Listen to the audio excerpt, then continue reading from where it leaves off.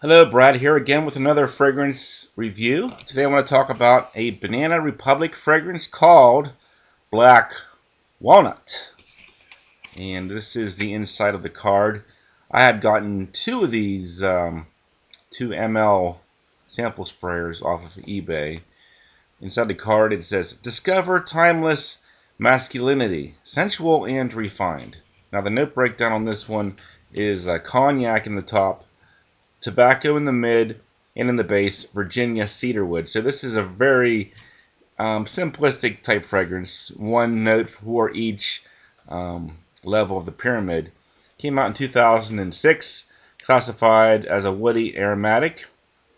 At base notes, we had 12 positive reviews, 8 neutrals, and only 3 negatives. So not a bad overall score for that.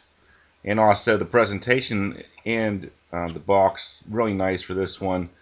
I think there's a picture of the bottle there. The box, I believe, is actually almost like a wooden box. So, as other people have suggested, a nice presentation for collectors as well. Now, as far as the smell goes here, I sprayed the rest of my fragrance on my wrist and forearm here just a little while ago. I've been wearing this one to work pretty much all week. First thing I had noticed about this fragrance when I first started wearing it is the spiciness of it. To me, it comes across almost like a peppery, spicy accord in the opening there, and it's so intense there that it almost makes it difficult to appreciate the other aspects of the fragrance. Kind of reminded me of Marc Jacobs Bang there when I first started smelling this one. But as I wore it more and more, I did start to pick up on other notes and aspects of this fragrance. I've never tried cognac before. I don't believe I really know what cognac is. I do remember it coming up in the fragrance note pyramid for Sirius number 14, which is a pretty popular fragrance from this House of Sirius as well. So I'm pretty sure that's where a lot of the smell is coming from as well. The cognac does give it a booziness, kind of like a resinous sweetness as well, almost like an amber accord. So that's kind of running through the fragrance. It does have that cedarwood base, perhaps a touch of tobacco in there as well. So it does come across as sort of refined and elegant to some degree.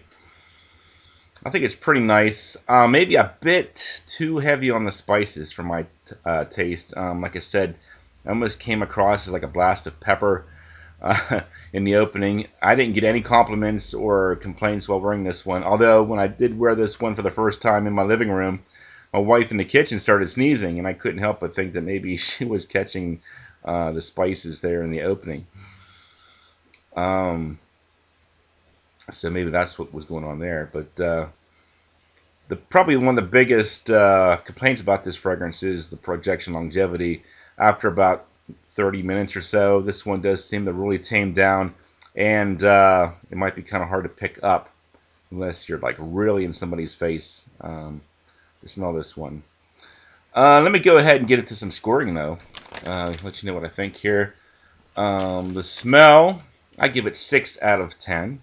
Not a bad smell. Like I said, maybe a little bit too heavy on the spiciness for my taste. I think it does make it a little bit difficult to distinguish the sweetness of the amber and the cedarwood in this fragrance. The projection longevity, 6 out of 10. That might even be a little bit generous. I know most people would probably say, really bad for that.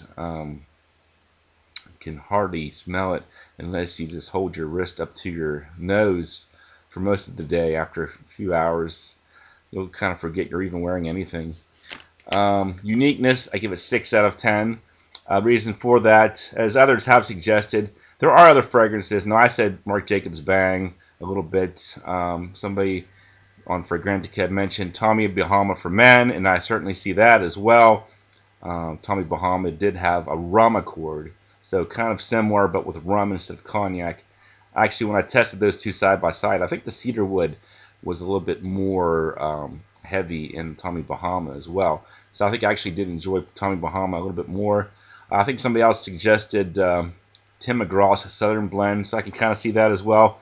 Although I think Southern Blend is probably cheaper and a little bit more aromatic, and probably more likely to get you noticed. So try any of those three that I mentioned as well. Bang, Southern Blend, and Tommy Bahama for Men. If you want to get a full idea of what else is out there similar to Black Walnut, and then maybe you can make the most educated choice before you purchase.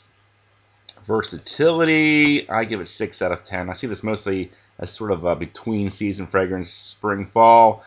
A little bit too light for winter, too dense and spicy, I think, for the summertime for the most part.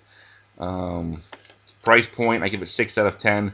The best I could find is a website had 50 ml bottles for about $27 or so. So not too bad, maybe 6 out of 10 for price point. So overall, pretty much straight down the line, 6 out of 10 for this one. Not too bad, but there are other fragrances out there similar that I might like a little bit better than this one. But if you like spicy, boozy fragrances with a cedarwood base, you get a chance maybe next time you're at a Banana Republic outlet, check this one out and see what you think of it. Thanks for watching, and I'll talk to you guys later.